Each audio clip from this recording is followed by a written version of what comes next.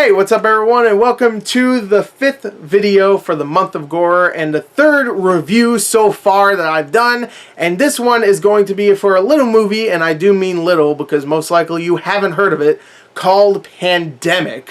Which, if you do not know, Pandemic is a generic ass title. You probably already knew that, but it's a generic ass title that probably about 55 movies a year have that title. So, I mean, good start so far. But you're probably asking me right now, Gorror, what kind of movie is this? Is this a scary movie? Is it good? Should I watch it on Netflix right now? Please tell me, Gorror, and I'll tell you, my fine fellow. This is a post-apocalyptic zombie movie. Everybody left. Everybody's gone. I'm talking to nobody at this point because no one gives a shit. I tell you Pandemic, generic ass title, and I tell you it's another zombie movie, and it's so generic. It's like bottom of the barrel generic. Until you find out that there is actually one unique thing about it. One unique thing.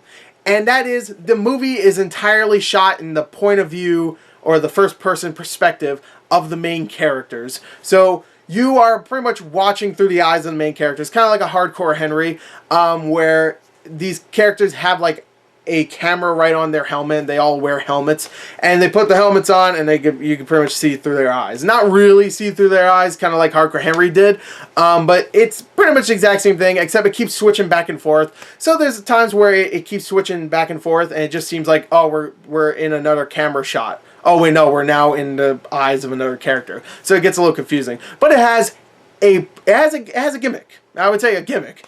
That it's a first-person movie. There's whoever wrote this, whoever directed this, didn't have a good idea on a story or whatever. They were just like, let's go make a first-person movie. Let's get a decent cast, you know? They got a decent cast. They got Rachel Nichols, who I really like. They got my boy Reek from Game of Thrones. He's in it. You have some really good actors in here. So, this must be at least tolerable, right?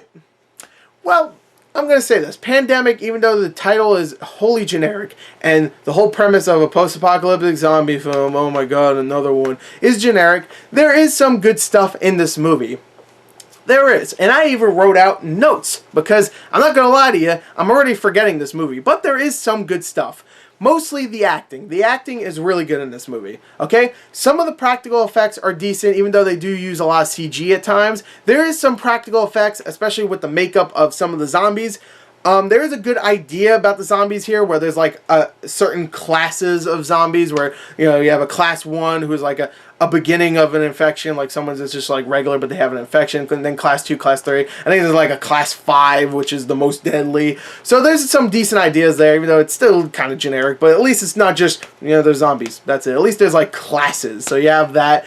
Some of the action is well done, considering it's a first-person movie, a first-person perspective movie. Hardcore Henry, in my opinion, did it very well, and that's the best comparison, considering that just came out, and that was a big movie for that kind of gimmick, I guess, and it did it very well. In this movie, it does it well enough where you can tell what's going on when the action happens. There's a couple times where you're just like, I don't know what the hell's going on, and I would give it an excuse like, oh, you're not supposed to. It's supposed to be chaotic, but no, there's times where you just can't tell what the hell's going on. But there's other times where it's well done, and there's like some action where people are using like hatchets or weapons, melee weapons and stuff, and they're like beating down zombies. And it's well done for the most part. What is bad?